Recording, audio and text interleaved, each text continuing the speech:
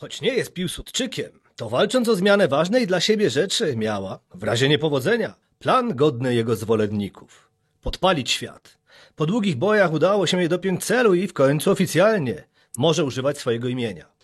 Na dywanik u złego ojca trafiła Zyt Twardowska, osoba, która wie, że 3 litery mogą zmienić rzeczywistość. Witaj.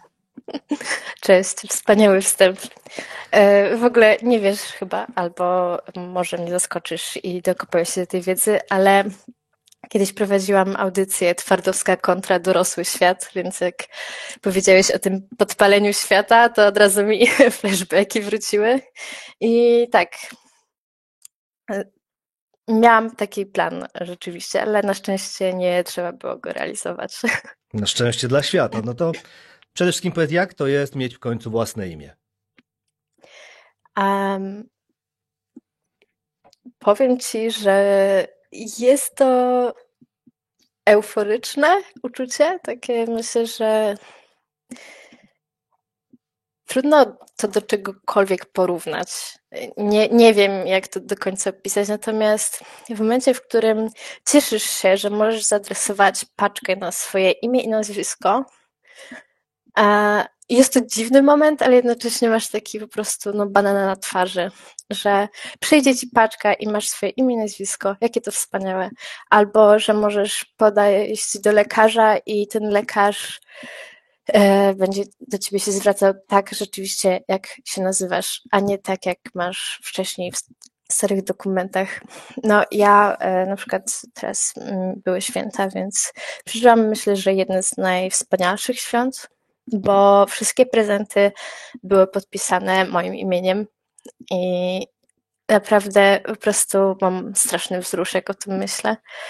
I też każdy dosłownie moment, w którym widzę, że moja rodzina, moi bliscy, nie wiem, wysyłają mi kartkę z wakacji albo podpisują jakąś kartkę urodzinową i jest tam moje prawdziwe imię, to ja po prostu mam takie pudełeczko, sobie tam to składam, co nie? Albo robię zdjęcia i jestem niesamowicie wzruszona i wiesz, myślę, że to właśnie jest takie dziwne, no bo większość osób jak adresuje sobie paczkę, bo zamawia jakąś głupotę z internetu, raczej wpisuje te dane automatycznie, a ja się cieszę. I to jest myślę, że dość ciekawe uczucie przez to. Ale jednocześnie jest to takie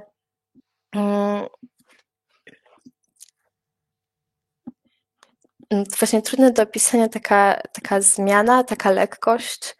Mam wrażenie, że jakby spadł mi pewien ciężar, bo na przykład ja wcześniej, jak zamawiałam te paczki, trzymając się tego tematu, no to zamawiałam na dane swojej narzeczonej po prostu najczęściej.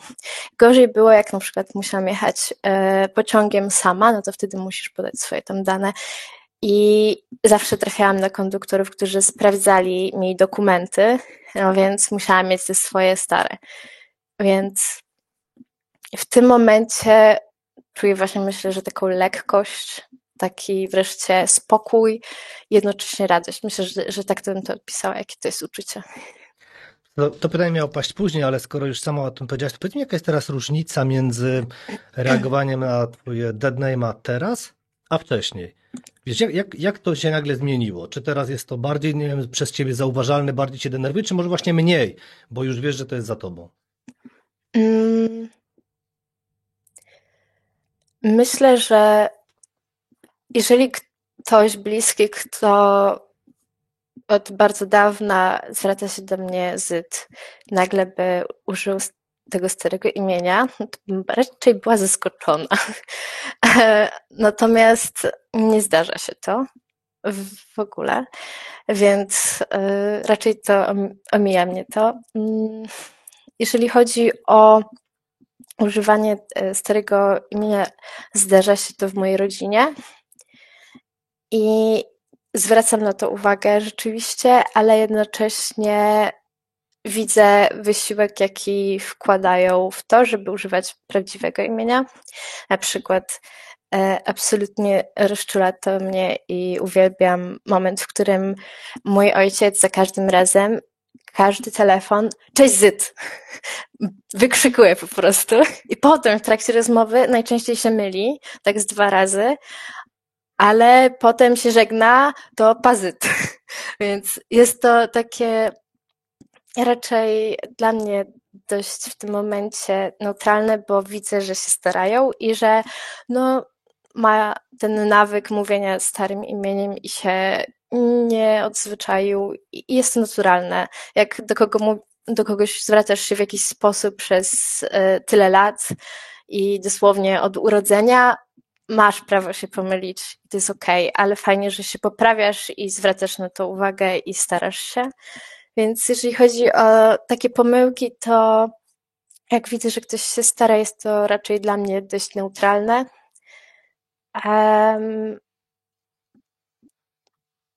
Myślę, że raczej rzeczywiście to, co mówiłeś, jest w tym momencie, że jest mi to dość obojętne już, bo wiem, ten dokument po prostu, to, że w papierach mam takie, a nie inne imię, jest jakiś w pewien sposób uspokajające i takie dające podstawę, że no słuchajcie, no okej, no ja mam w papierach tak, możecie się kłócić, ale wszyscy urzędnicy, wszystkie sądy wam powiedzą co innego, więc whatever. Jeżeli to jest jakaś osoba, która nie ma dla mnie żadnego znaczenia, bo jej nie znam, no to nie będę się przejmować tutaj, co ona powie. Bardzo osobiście, więc na chwilę od takich osobistych wątków to może wróćmy do tych takich, nie wiem, bardziej publicznych. Wiem, że niektórzy uważają, że taką rozmowę w ogóle powinno się zaczynać od pytania o zaimki. Dlatego też najpierw chciałbym się dowiedzieć, czy ciebie obcy ludzie tak często to pytają, zaczynają tak rozmowę? A raczej nie. Raczej to się dość rzadko zdarza.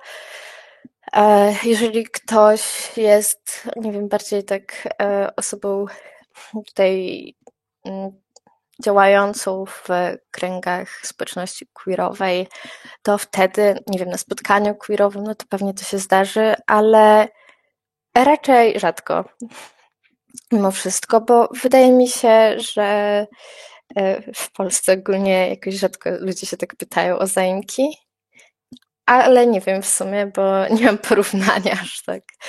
Nie wiesz, no mogę dać dowód anegdotyczny. Mnie nigdy nikt nie spytał, a znajoma, która akurat faktycznie działa w społeczności LGBT, powiedziała mi taką ciekawą opinię, dlatego też się tu przytoczę, Mhm. że ona osobiście, choć rozumie powody tych pytań, to sama poczułaby się dziwnie, i teraz muszę sobie zacytować, gdyby ktoś po powitaniu spytał ją o podobną kwestię, na przykład, czy jest transmężczyzną. I autentycznie dlatego pytanie jest do ciebie teraz, jaka powinna być twoim zdaniem norma? Mm, kurczę, wiesz co, ja się cieszę za każdym razem, jak ktoś mnie zapyta o zaimki. Jest to, uważam, miłe i myślę, że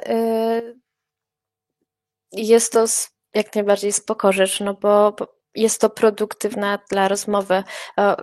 Chcesz wiedzieć, jak się zwrócić do kogoś, żeby zwracać się do niego z szacunkiem, więc jak najbardziej dla mnie to jest spoko. I jeżeli ty byś mnie zapytał o zaimki, jakby znamy się, więc wiesz, jakimi się posługuje, no więc tutaj byłoby to trochę dziwne, chyba na początku rozmowy, no to ogólnie myślę, że to jest spoko. I ja chętnie bym z tej opcji korzystała.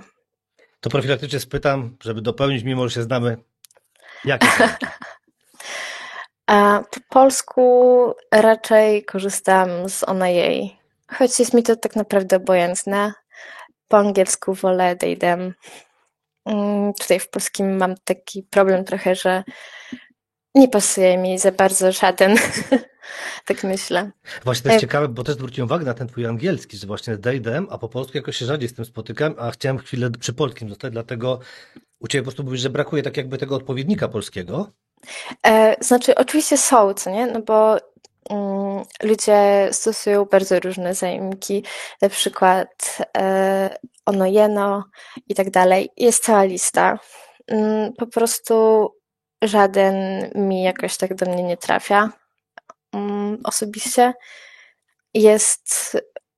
Mam wrażenie, że te żeńskie w miarę uspokajają ludzi, z którymi rozmawiam, że o mój Boże, dobrze, zapamiętam imię, tylko nie muszę myśleć już o zaimkach, wspaniale. I wtedy widzę po prostu w ich oczach taką ulgę. I mnie to trochę bawi, ale jest okej. Więc jest mi to dość obojętne, ale ze względu na to, że jest mi to obojętne, a innym ludziom jest to wygodnie w ten sposób, to można się do mnie tak zwracać. Ja pamiętam jedną reakcję osoby, która rozmawiała z nami, ale to do tego wrócę później i faktycznie widziałem jej zaskoczenie, gdy wyprowadzała się z błędu, że tak delikatnie to ujmę. Ale jeszcze zostałem właśnie przy tym języku polskim, bo jakie zmiany w ogóle powinien przejść język polski? Czy może to nie język, a jego użytkownicy? No bo sam język jest de facto już plastyczny, ale no pomimo tych właśnie możliwości stosowania neutralnych form, to no jednak naturalnie dostosowujemy te formy do imienia. Więc jeśli imię nie jest neutralne płciowo, to też automatycznie te zaimki dostosowujemy. Mm, Dobra, było tak długie pytanie, że je skrócę. Po prostu jakie zmiany powinien przejść język polski?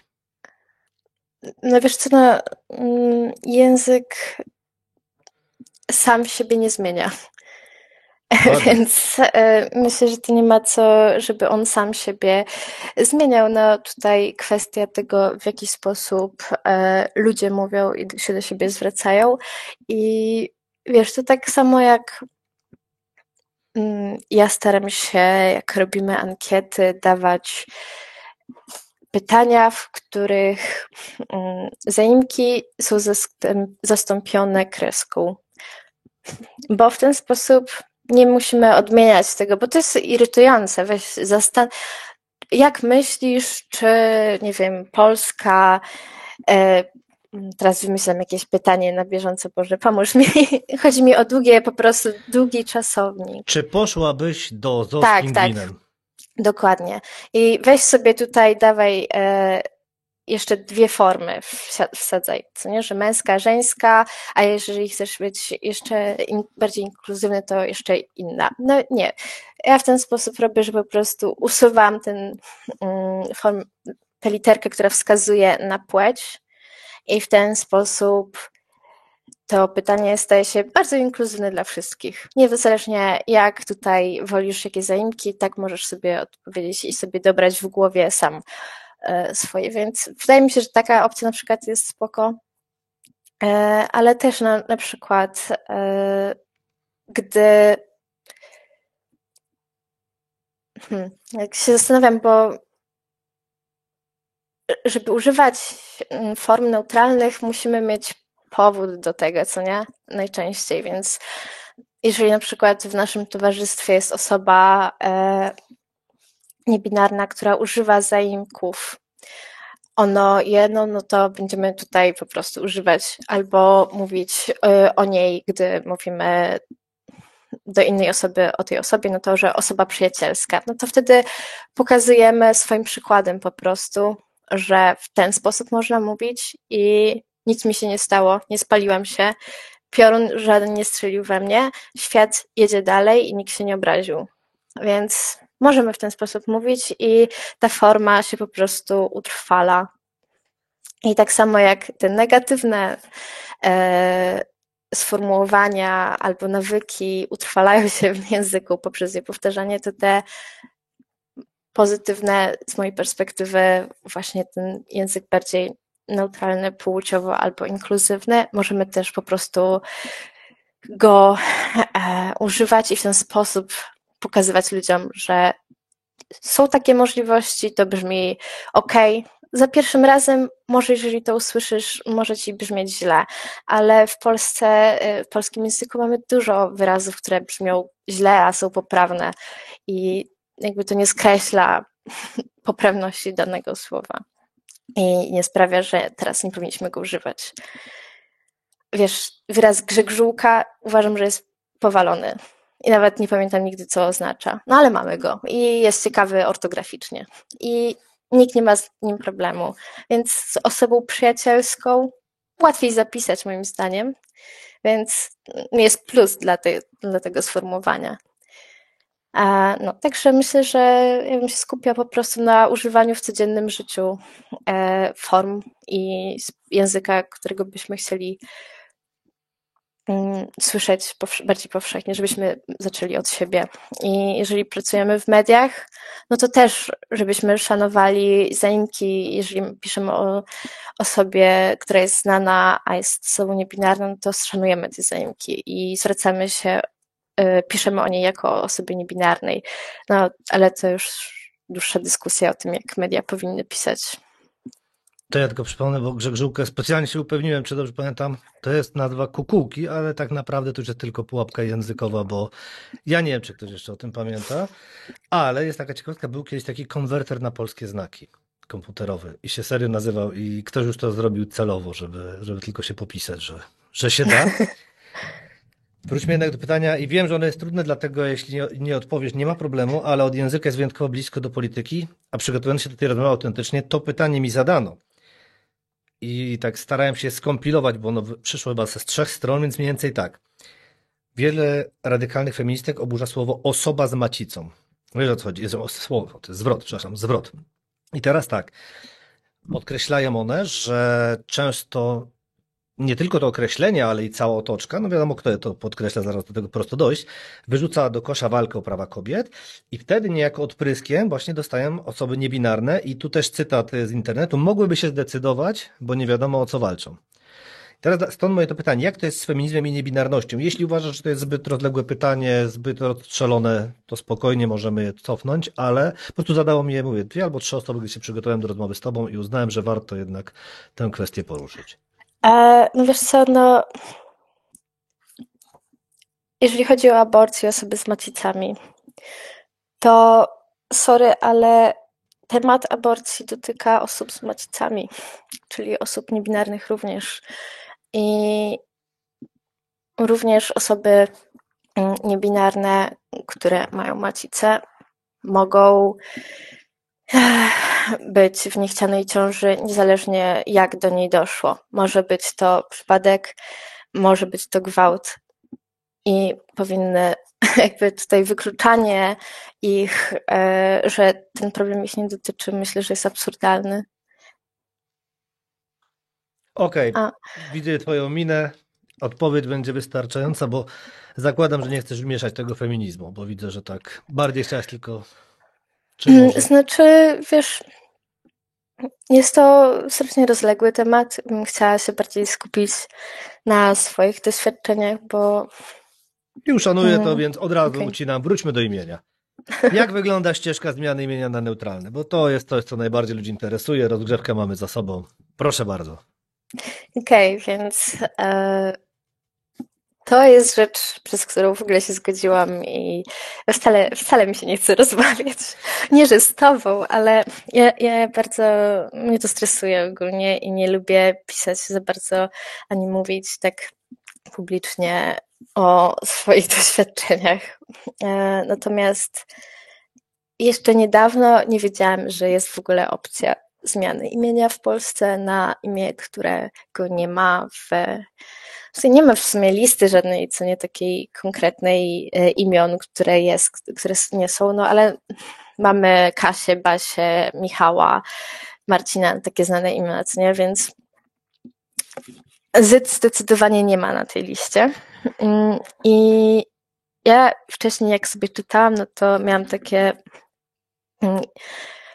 informację, że możesz złożyć tam jeden wniosek na te dane imię i jeżeli on zostanie odrzucony, to w ogóle to przepada i tak dalej. No, teraz wiem z perspektywy czasu, że to nie jest takie zero-jedynkowe, że możesz się zaskarżyć tę decyzję, odwoływać się i tak dalej.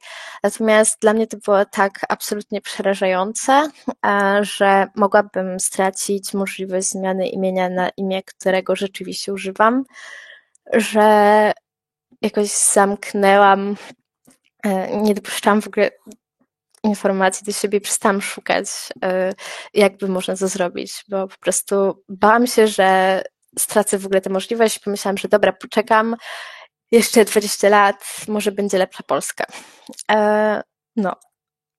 A potem rozmawialiśmy my na imprezie i wyszedł ten temat i zacząłeś w nim grzebać. I ja pamiętam, jak miałam Spałam po prostu do południa po tej imprezie, a ty już do mnie dzwonisz, że zacząłeś się dowiadywać w tym zakresie i żebym się szykowała, że będziemy zmieniać mi imię. I byłam w szoku trochę.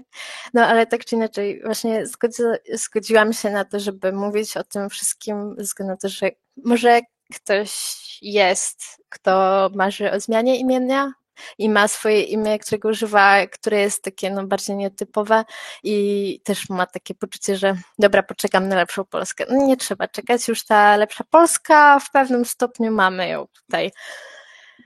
Więc tak, ty zacząłeś działać tam w Katowicach, się dowiadywać, jak to by wyglądało i ja zaczęłam zbierać dokumenty od ludzi, no i potem się okazało, że w Katowicach by ruszył taki proces administracyjny, nie pamiętam dokładnej nazwy, ale pewnie by były te osoby, które oświadczają, że ja rzeczywiście używam tego imienia, no to, że by musiały jechać do tych Katowic, to poświadczyć osobiście. I dzięki mojej znajomej z pracy dowiedziałam się o prawniczce, która mnie pokierowała w końcu do urzędu we Wrocławiu i że lepiej, żebym tam złożyła te dokumenty. I rzeczywiście no tak zdecydowałam się na to.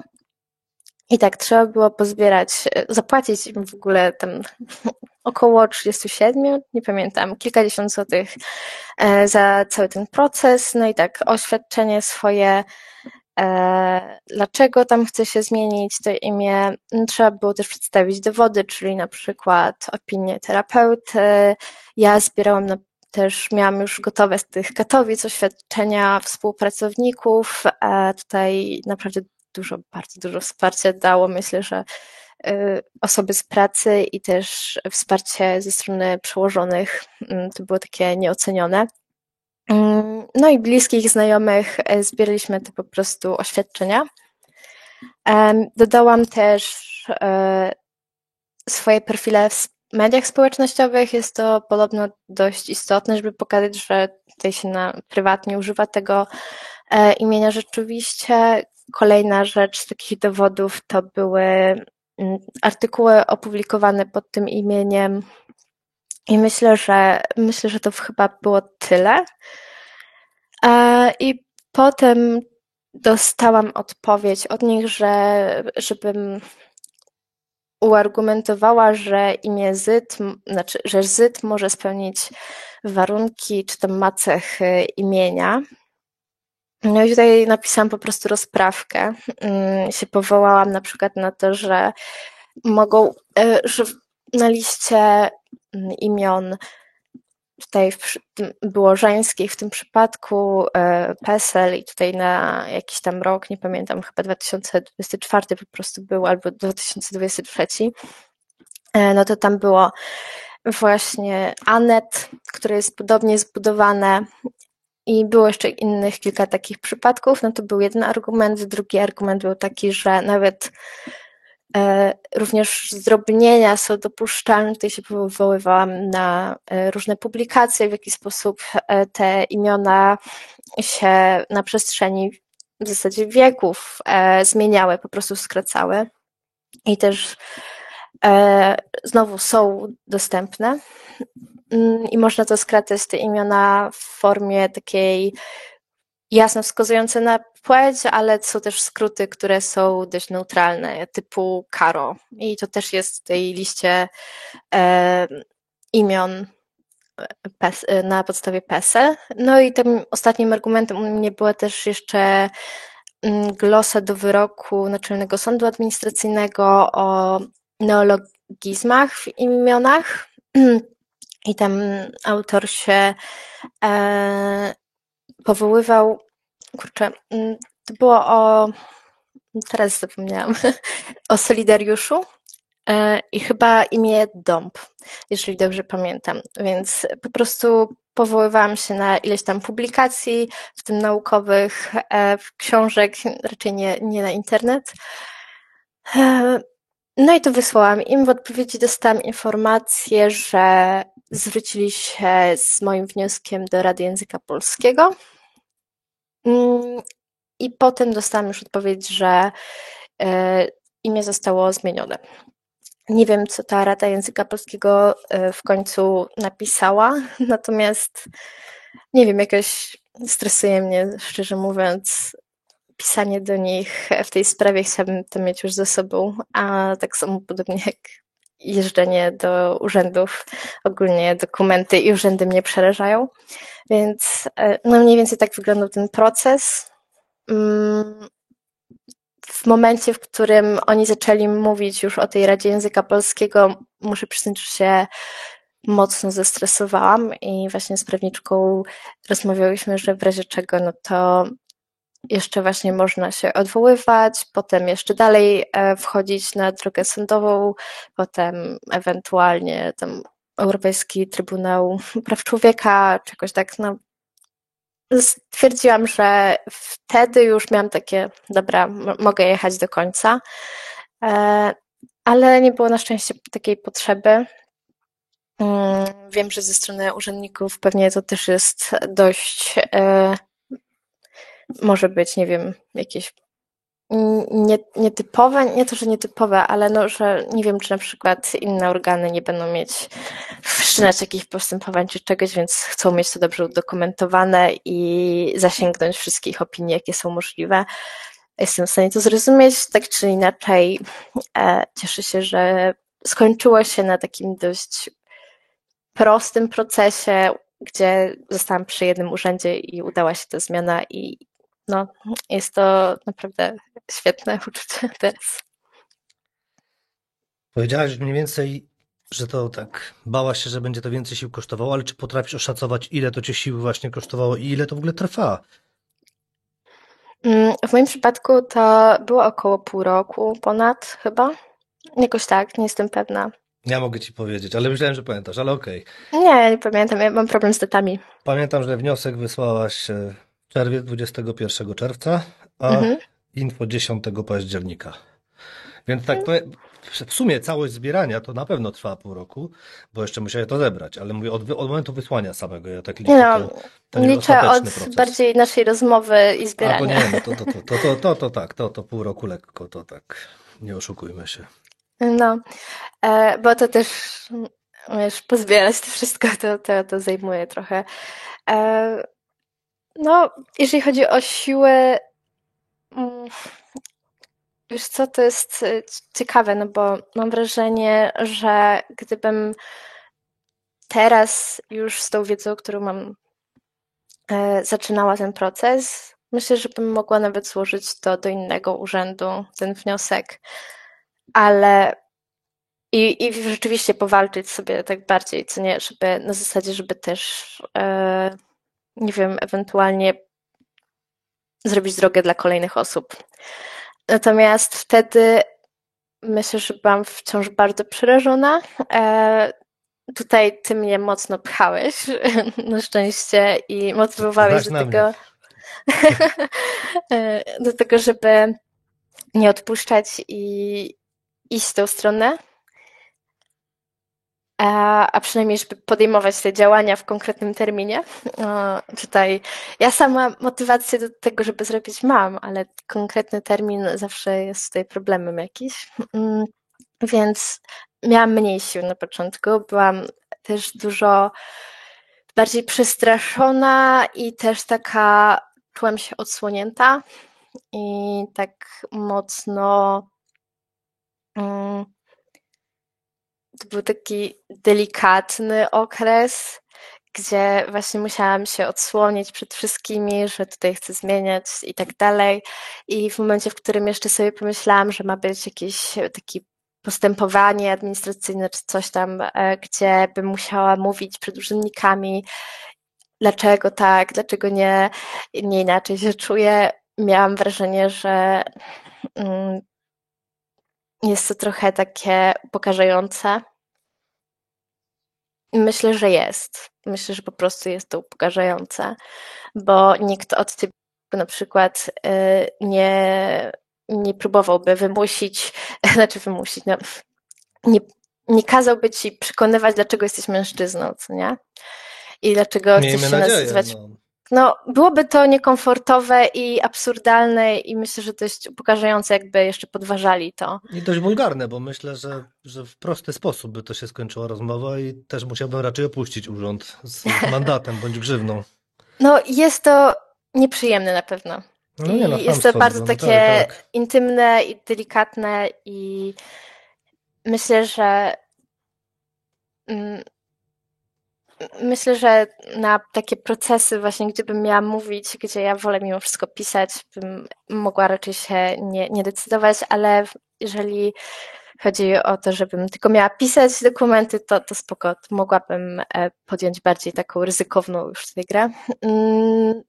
No ale po tym okresie właśnie tej takiego poczucia bycia odsłoniętym przyszedł okres smutku i frustracji, że tak to wygląda, a potem, tak jak u mnie zwykle to bywa, przeszło w złość. Ja bardzo lubię ogólnie złość, bo dodaje mi takiej energii, pewności siebie i stanowczości, odwagi do podejmowania rzeczy i działań, których wcześniej nie miałam siły podjąć, więc już jak potem działałam na tej złości, to było dobrze i mogłabym rzeczywiście kontynuować tę walkę, ale to był proces i dopiero ta złość przyszła po czasie tego właśnie bardzo takim trudnym i takim bardzo delikatnym, takim wrażliwym, więc wymagało to ode mnie dużo emocji i byłam rozbita przez długi czas też, tak myślę. Więc jeżeli ktoś jest na tym etapie i jesteście osobą, która towarzyszy, to tak, potrzebujemy wtedy wsparcia mocno.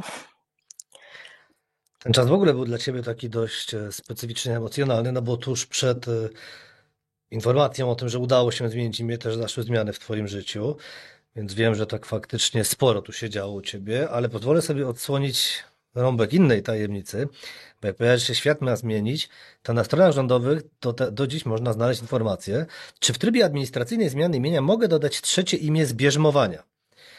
I jest odpowiedź, nie ma takiej możliwości. Dopiero możesz zmienić, zastąpić wybrane imię innym imieniem, zastąpić dwa imiona jednym, bla, bla, bla. Ale chodzi mi o to, że ty w pierwszym wniosku pisałaś właśnie to uzasadnienie, że Zyd to jednak imię, które na bierzmowaniu miałaś jako Zyta, zdrobnienie. I tak się śmiałem, że no jednak po raz kolejny pokazałaś im, że się da. Nawet nie wiedziałam tego. No, autentycznie mają takie coś na stronie, więc gratuluję. To wróćmy do takich poważnych spraw, czyli kiedy zrozumiałaś, że jesteś osobą niebinarną? Mm, Więc tak. Myślę, że zrozumienie takie, że znalazłam nazwę na to, bo myślę, że to jest tutaj kluczowe. To było jak, nie wiem, byłam nastolatką, nie wiem ile dokładnie miałam lat, myślę, że z jakieś 16-15. Wtedy dowiedziałam się, że istnieje coś takiego jak niebinarność i znalazłam po prostu określenie na doświadczenia, które są mi bliskie, które przeżywam i na te emocje, które mi towarzyszą, w końcu mogłam to w jakiś sposób określić i że to jest jakieś zjawisko, co nie? Już wcześniej miałam tak, że nie wiem, na WF-ie jak był ten podział, że tutaj będzie gra dziewczynki kontra chłopcy, no i do której ja mam iść grupy. Jakby w każdej się będę czuć jak intruz i zresztą dzisiaj mam tak, że czuję się jak intruz, jeżeli są jakieś takie gry, gdzie jest podział na płeć, to w każdej będzie mi źle, sorry. Więc no tutaj miałam takie też poczucie niezrozumienia, dlaczego tak się dzieje, dlaczego ja czuję jakiś dyskomfort związany z tym. Przecież to tylko bardzo proste zadanie. Dołącz do grupy, która jest tutaj tożsama z tobą, jeżeli chodzi o płeć. Były też takie momenty typu, że właśnie strasznie męczyło mnie to imię, jeszcze jak byłam mała. I kilka innych takich rzeczy. Natomiast właśnie wtedy, jak miałam te 15-16 lat, trafiłam na bloga osoby niebinarnej I wtedy miałam nagle takie przerażenie absolutne, że dlaczego to ze mną tak rezonuje. Bo ja myślę, że miałam w tym czasie dużo takiej zinternalizowanej transfobii i homofobii, więc gdy poczułam, że to rzeczywiście jest mi coś bliskiego, byłam mocno przerażona tym i miałam takie, wiesz, tutaj wręcz prawicowe narracje takie w głowie, że zaraziłam się. Dlatego, że dużo innych osób czyta to samo i nie ma żadnych takich wniosków i dalej czuję się, nie wiem, wtedy dziewczynkami, a chłopcy czuli się dalej chłopcami i czemu tylko mnie to dotknęło nagle, co nie? No i z czasem jednak miałam takie, zauważyłam to, że tylko ja w ten sposób zareagowałam i to nie jest tak, że to jest coś dla mnie nowego, tylko po prostu dowiedziałam się, że jest nazwa na to, czego doświadczam i co czuję. A jednocześnie miałam takie wtedy poczucie, że wiesz, no nie chcę być tym płatkiem śniegu, więc wtedy było to popularne określenie, więc bardzo, bardzo byłam niezadowolona i byłam taka, walczyłam ze sobą z całych sił, żeby to nie była prawda. No a w końcu miałam tak, że okej, no to może i rzeczywiście chyba jestem ja. I zaczęłam powoli tak eksperymentować sobie, jeżeli chodzi o zaimki, to znaczy nie zmieniałam ich, a jednocześnie pisałam w sposób, żeby E i A było nierozróżnialne. I też próbowałam w taki sposób w miarę mówić. Jest to możliwe, jak się okazuje. Teraz ci tego nie powtórzę, bo nie robię tego od dłuższego czasu, ale wtedy był ten czas takich eksperymentów. A wtedy też powoli właśnie miałam to imię. Zaczęłam z niego korzystać. Najpierw dodałam sobie w mediach społecznościowych jako drugie imię i pamiętam tą reakcję, że ludzie się dziwili, o co mi chodzi. Przecież nikt nie wymyśla sobie ksyw. No, dla mnie to nie była ksywa. I też, że nikt się tak przecież nie będzie do mnie zwracać i tak dalej. No, ale to były takie początki. Potem przyszedł okres, ale to w sumie pytanie było, jak się zorientowałam, no to myślę, że to jest odpowiedź. No, nie zwalniajmy, dobrze, więc później przyszedł jaki okres? Wiesz, ja się tak zastanawiałam, czy mówić o tym, czy nie, ale cały czas gdzieś mam w głowie filmik, który jakiś czas temu obejrzałam na TikToku, gdzie pod komentarzami było bardzo dużo osób niebinarnych, które pisały, że próbowały się wyautować przed ludźmi, próbowały ich prosić o to, żeby zwracali się do nich jakimś innym imieniem albo zwracali się innymi zamykami, ale ta rodzina, znajomi, bliscy to cały czas ignorowali i w końcu odpuścili, bo jeżeli by naciskali, to by zostali sami i w ogóle nie mają przestrzeni na to i że jest im przykro, ale że no, takie życie.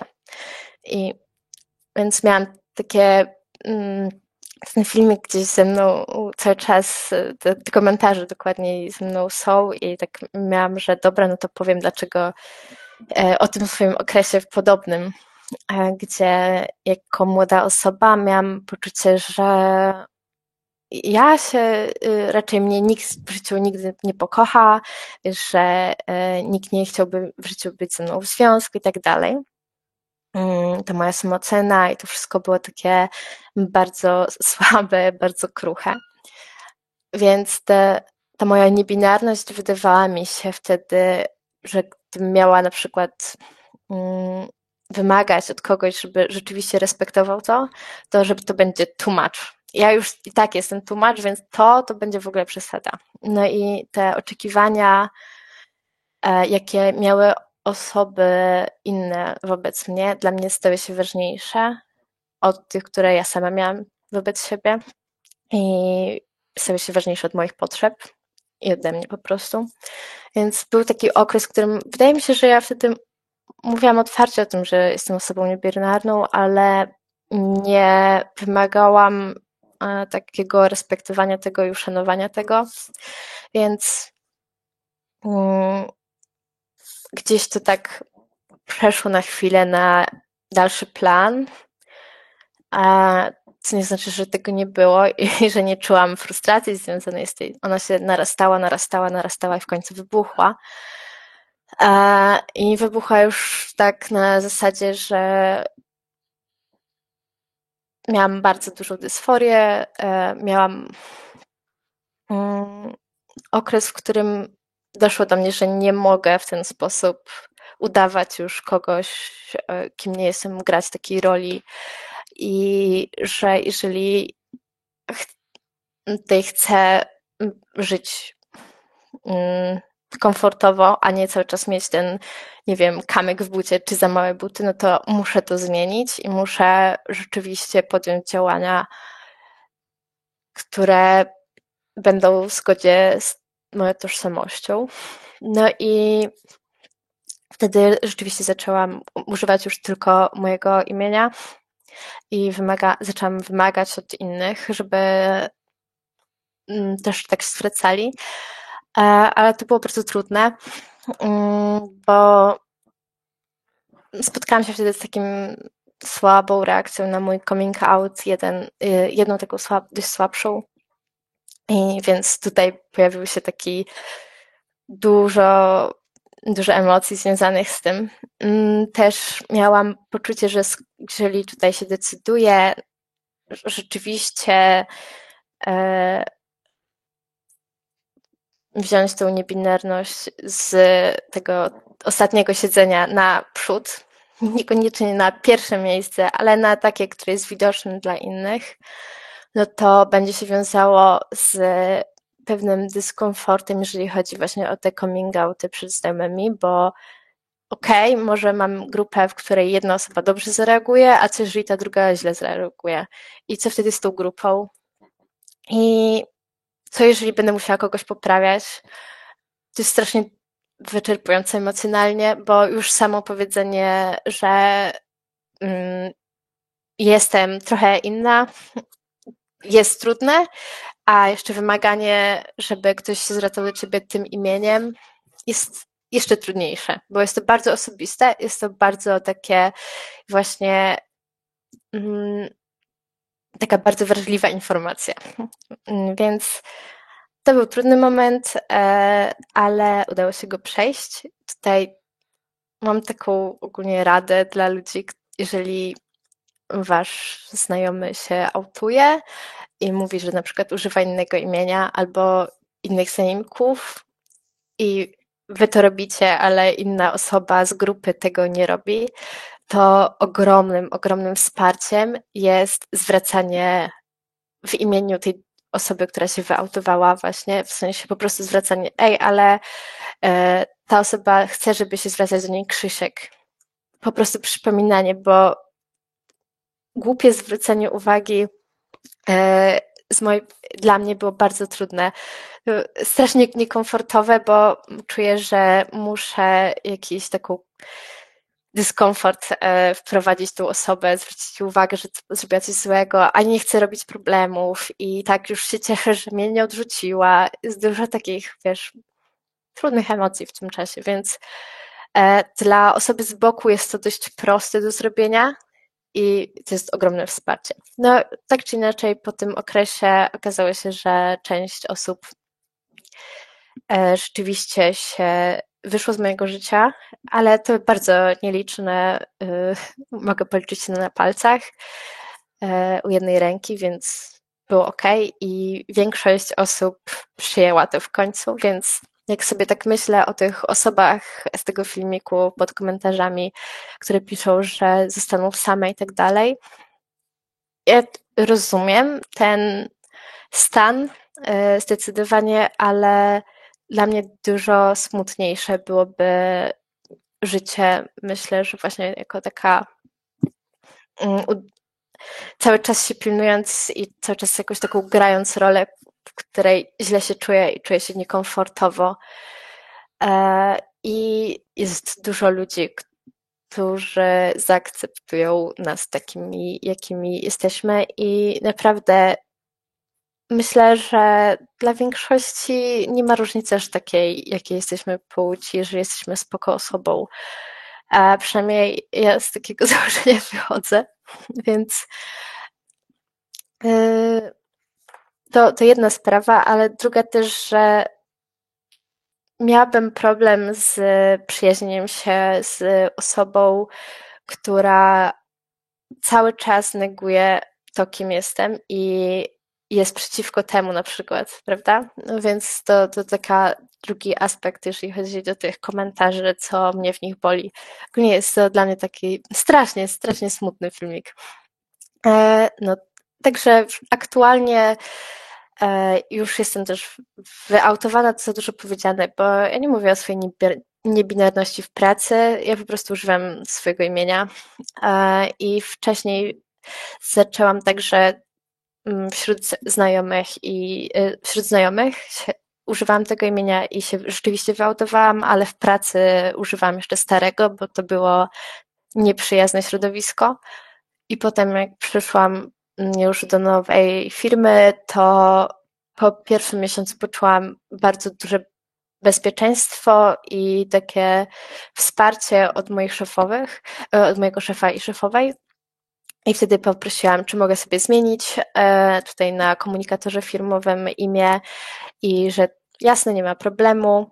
I zrobili też mi stronę, jako że tutaj jestem autorką, no to że ZYT, więc po prostu bardzo duże wsparcie i od strony współpracowników również.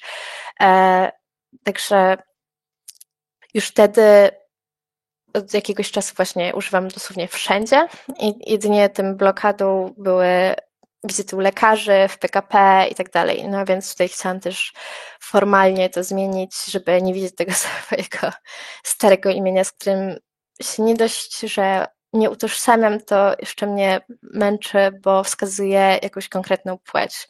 I to jest jakby najgorsze w nim, bo samo imię jest okej, w sensie, no whatever, nie jest brzydkie, ale nie jest moje i wskazuje płeć, co jest męczące dla mnie.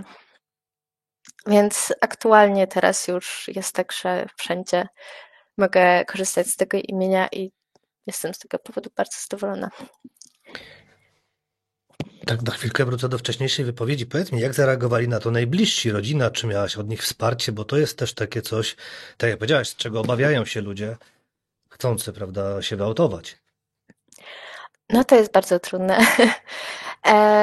Jest to przerażające, bo ma się takie poczucie, że ma się to poczucie zagrożenia, że można stracić całą relację. Natomiast tak, ja po prostu powiedziałam mojemu bratu, że wolę w ten sposób, żeby się do mnie zwracał i że tego imienia korzystam. I mój dużo młodszy brat właśnie bez problemu przeszedł na to imię. Czasem się myli, ale jest to raczej rzadkie, jak już to się szybko poprawia.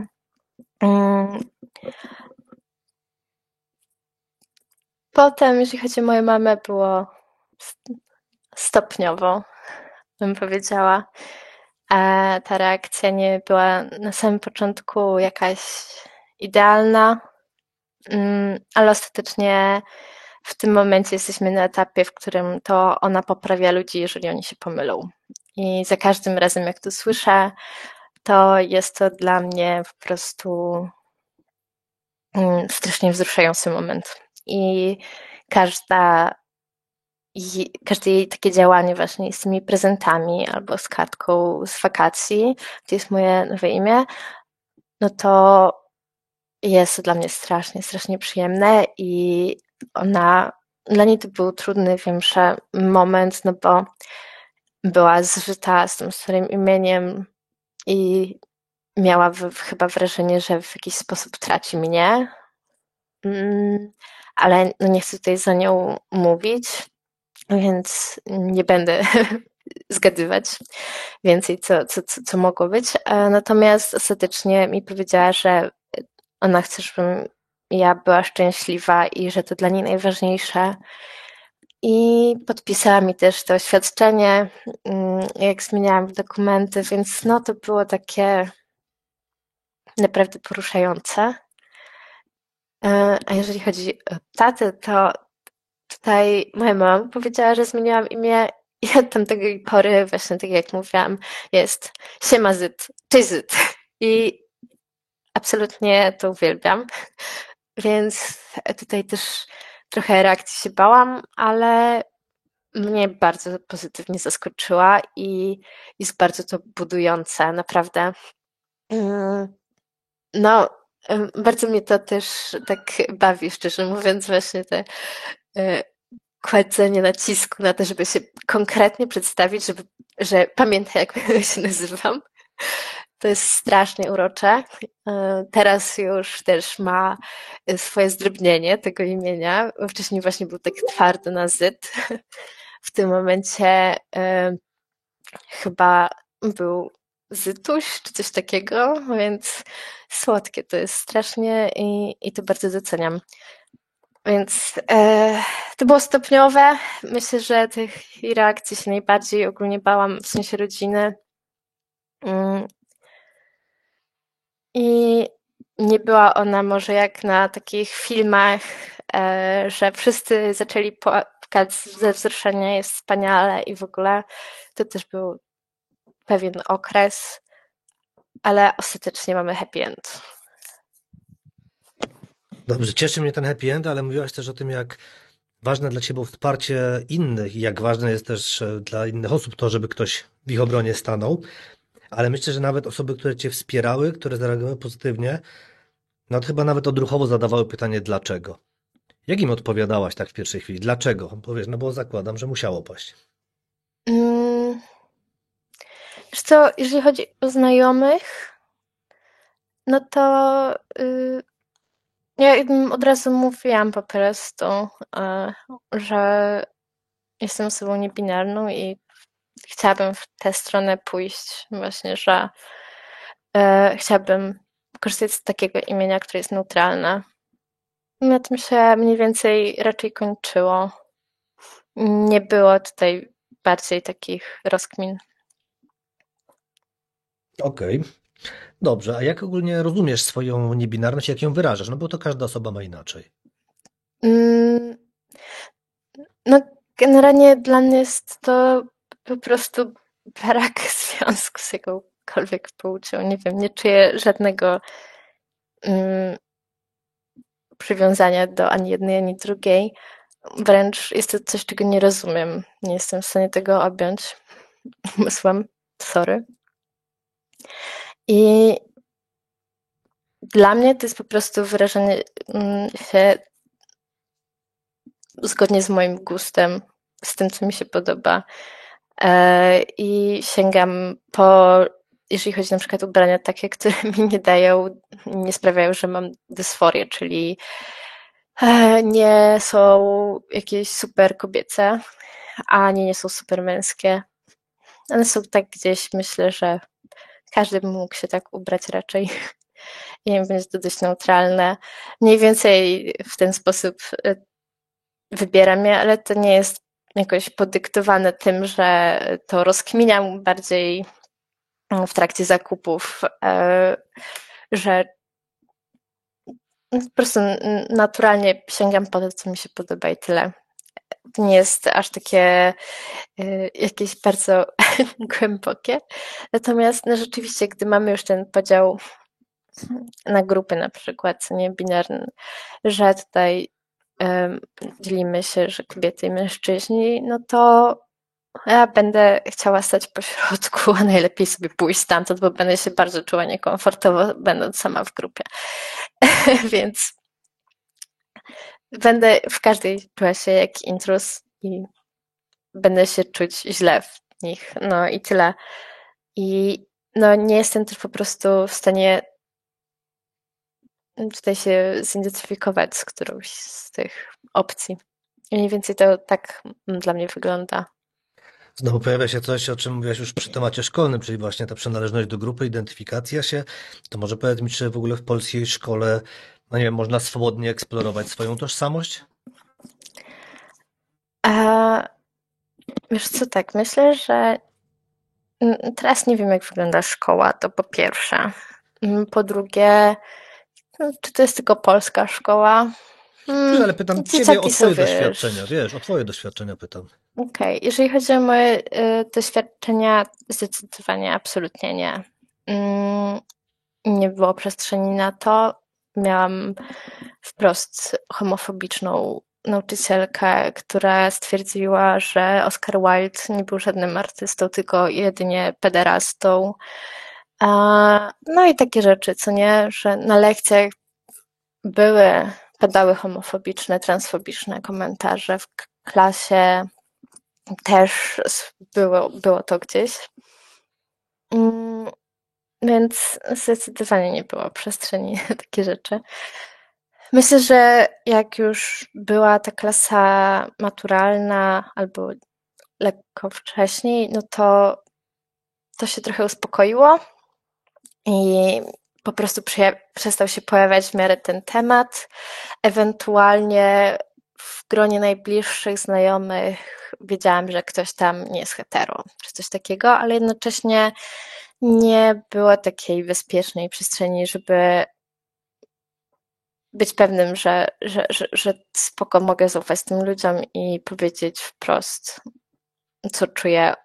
Zwłaszcza jeżeli chodzi o niebinarność, bo no, to był ten czas, gdzie dalej myślę, że pewnie dużo osób nie słyszało o niebinarności, natomiast wtedy tym bardziej było to tak negatywnie postrzegane i właśnie te płatki śniegu i tak dalej. No, ja naprawdę, jak te 16-letnie, ja wiele by dała za to, żeby się nie czuć w taki sposób.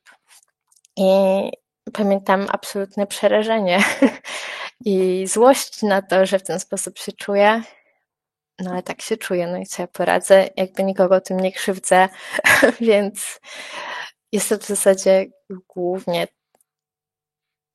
moja sprawa. Jedyne, czego tutaj oczekuję od ludzi, no to, żeby mówili do mnie tak, jak się nazywam i nie wsadzali mnie do grup jakichś tutaj podzielonych na płeć. No to są główne moje założenia, czego bym mogła wymagać od społeczeństwa jako ja. Dobrze, ale wiesz, było tak, rozmawiamy o szkole, rozmawialiśmy o ludziach bliskich, ale powiedz mi, jak reagują osoby niebliskie, bo zdarza się, że dowiedzą się o twojej niebinarności. No sam byłem świadkiem. No pamiętam inny naszej rozmówczyni, gdy ona patrząc na siebie mówiła my kobiety, ty zdementowałaś, powiedziała, że nie jesteś kobietą i pamiętam waszą wymianę wzroku, mimo że no, nie jesteście osobami, że tak się delikatnie ujmę, w złych stosunkach, to był taki moment szoku z jej strony i no może nie będę nadinterpretował po prostu jak ludzie reagują, bo ja jedną E, reakcję widziałem po prostu. Musisz mi chyba przypomnieć tę sytuację, bo ja nie pamiętam jej. To ją ci przypomnę później, ale tak normalnie jak reagują. Skoro jej nie zapamiętałeś, no to widzę, że do ciebie to już jest, dla ciebie to jest coś całkiem normalnego prawdopodobnie. Wiesz co, na przykład ostatnio miałam taką sytuację, bo ja ogólnie się nie mam tak, że się przedstawiam, hej, jestem Z, jestem osobą niebinarną. To tak samo jak ty nie przedstawiasz się, hej, jestem mężczyzną. No nie, no. Mogę Raczej zacząć. tak nie, raczej tak nie robisz. Więc zwykle ja po prostu się przedstawiam, hej, jestem Z. I miałam sytuację, w której osoba zaczęła dopytywać mocno o to imię. Już zdała tyle pytań, że miałam takie, dobra, okej, nie znamy się, ja to ci powiem. No, jestem osobą niebinarną, stąd to imię po prostu i tyle. Była zaskoczona, była zmieszana, pytała od razu o zaimki i przeszliśmy już dalej do rozmowy, jak ją uspokoiłam, że to są, może korzystać z żeńskich. Więc tak, dość neutralna reakcja.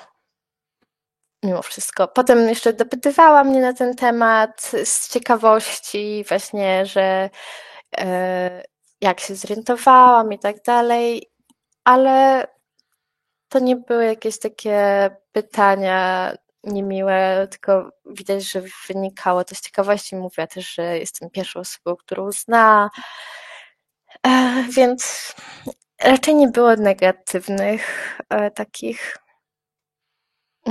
reakcji, w sensie ja też ich nie aż tak notuję, nie zwracam na to uwagi za bardzo, myślę, w sensie, bo jak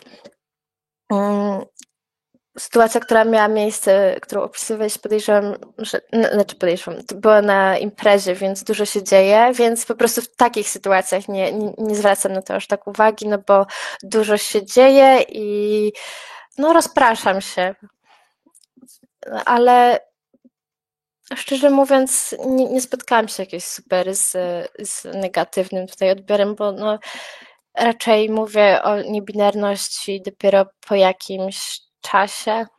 No, nie pojawia się to od razu. No właśnie, mówisz po jakimś czasie, nie mówisz tego zbyt wielu osobom, a powiedz mi, nie masz jakiegoś takiego wrażenia, że w tym takim głównym dyskursie jakoś nie słychać tego głosu osób niebinarnych? No, myślę, że nie słychać. Jakby jesteśmy mniejszością w mniejszości, tak czy inaczej. Jeszcze tak chciałam dodać do tego, co mówiłam, że jako jednostka od społeczeństwa, no to mam na myśli tak od społeczeństwa, że wymagam, żeby się zwracali imieniem i tutaj nie ojejku, żeby mnie nie przydzielali do jakiejś grupy konkretnej, to mam na myśli od innych jednostek, bo od społeczeństwa tak, chciałabym, żebym mogła mieć w dowodzie inną literkę i inne rzeczy. To chciałam tylko doprecyzować.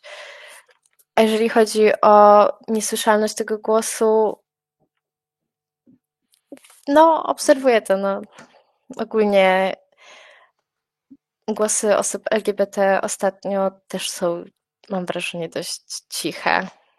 Raczej ten temat umarł, mam wrażenie, nawet o związkach partnerskich to jest takie, na chwilę się pojawi. Ogólnie zresztą jest taki przemiał tematów, że nawet te polityczne, twarda polityka się umiera dosłownie po chwili. Więc mam wrażenie, że to nie jest tylko problem osób niebinarnych. To ze względu na tę odpowiedź nie będę tutaj drążył, bo miałem w innym kierunku pójść, ale zapytam na sam koniec, jaką masz radę dla osób, które wahają się przed podjęciem tak trudnego kroku i nie będziemy drążyć innych rzeczy, tylko tu powiedz mi. W sensie Chodzi zmiany oczywiście o zmianę imienia, imienia. tak, nie, bo faktycznie tak zabrzmiało. Tak, nie, no. Chodzi mi o zmianę imienia konkretnie, oczywiście. Na neutralne płciowo już doprecyzujmy. Mm, Kurczę, trudno mi tutaj, szczerze mówiąc, się zdecydować. Myślę, że przede wszystkim skontaktowałabym się z jakąś fundacją, żeby mieć wsparcie prawnika, prawniczki, bo jest to bardzo, bardzo pomocne w momencie, w którym się stresujemy, czy te wszystkie dokumenty dobrze wypełniliśmy, czy niczego nie brakuje i tak dalej. To jest ważna rzecz. A druga rzecz, której na przykład u mnie zabrakło i żałuję, no to żeby pojechać do urzędu osobiście, ale też żeby umówić się na przykład na konsultację z urzędnikiem, żeby on też sprawdził, czy ten wniosek jest spoko, jaka jest szansa i żeby po prostu pokierował nas w razie czego. No tak, zbierać dowody, to też jest ważna rzecz. Ale jeśli chodzi o takie emocjonalne, myślę, że warto mieć tutaj osobę, jakąś jedną przynajmniej bliską, z którą będziemy mogli gadać na ten temat i wyrzucać z siebie te emocje, które raczej będą się pojawiały w trakcie tego całego procesu. Albo no, mieć terapeutę czy kogoś takiego. A jeżeli chodzi o samą decyzję, to nie wiem, wydaje mi się, że to jest strasznie indywidualne i Jest, myślę, że w nas ogólnie, jeżeli chodzi o osoby. Nie chciałabym jednak chyba tutaj generalizować, nie wiem. Wycofam się z tego wątku, Dobrze. więc myślę, że tu bym na razie zamknęła temat. Dobrze, bardzo Ci dziękuję. Myślałem, że. No, się może myślałem. No, wiedziałem, że nie jesteś osobą, która lubi kontrowersje, bo ja bym odpowiedział w 3 słowach, jeszcze tu papieża wmieszał, czyli nie lękajcie się. Ale myślę, że Twoje porady są oczywiście trafniejsze niż moja. Nie wpadłam na to. No. Niemniej bardzo Ci dziękuję. Jeśli chcesz cokolwiek dodać, to jest Twoje pół minuty.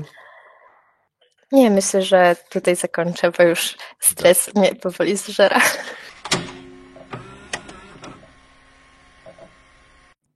To na pewno chciałabym podziękować tak na koniec mojej narzeczonej za wsparcie, które było ogromne. Ona cały czas była na pierwszej linii ognia, ogarnęła bardzo dużo oświadczeń, bardzo dużo pomocy i była niezwykle zaangażowana w cały ten proces i myślę, że bez niej to wszystko byłoby niemożliwe. No i zachęcam do subskrypcji kanału na Dywaniku u Złego Ojca. Bardzo Ci dziękuję i mam nadzieję, że komuś pomożemy tą rozmową. No i co? No i do następnej razy.